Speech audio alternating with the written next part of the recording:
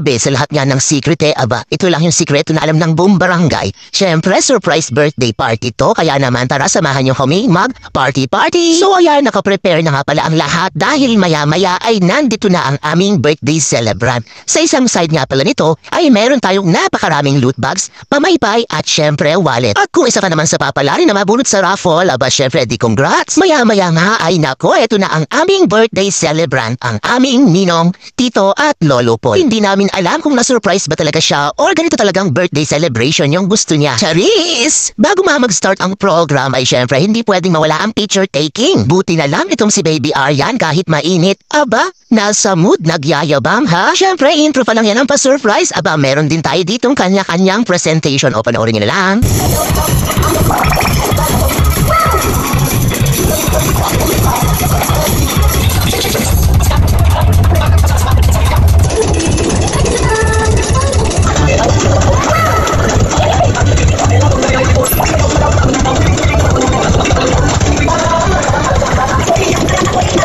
Pagkatapos nga ng ilang presentation ay meron tayong ilang palaro dito at syempre para fall. Kapag sinuswerte ka nga naman ay mabubunot ka dito o diba si nanay kaswerte nabunot pa. Pagkatapos nga ng ilang palaro aba hindi pwede ulit mawala ang sayawan kaya watch this.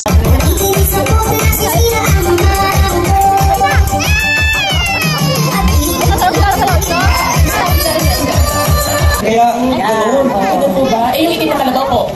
Hindi po siya.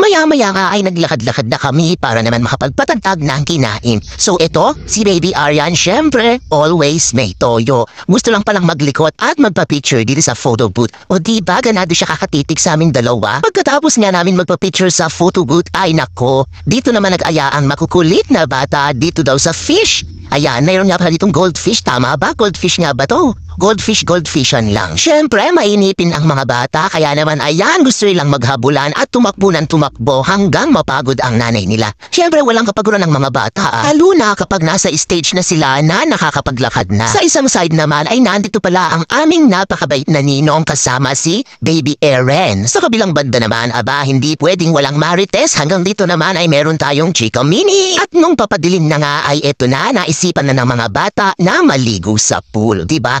Para naman so relaxing, so enjoying. Maya-maya ka ay tinawag ako ni nanay at nagpa-video. Aba, isama ko daw sa vlog. At dahil ngawit na ako kakatakbo at kakahabol kay Baby Aryan, ayan, pinakarga ko muna siya sa kanyang lolo at lola bago sila umuwi. Aba, mukhang may pinagmanahan si Baby Aryan. Mukhang nagmana sa batang bulugan. Abe, kay taas-taas no, naaabot yun at naaakyat. Aba, Aryan, kay bata-bata mo pa, namana mo na ang pagiging bulugan ni Ate Jillian. O siya, masyado na kayong maraming nalalaman sa amin, Chika Minute. Abay, uuwi na kami. Bye-bye!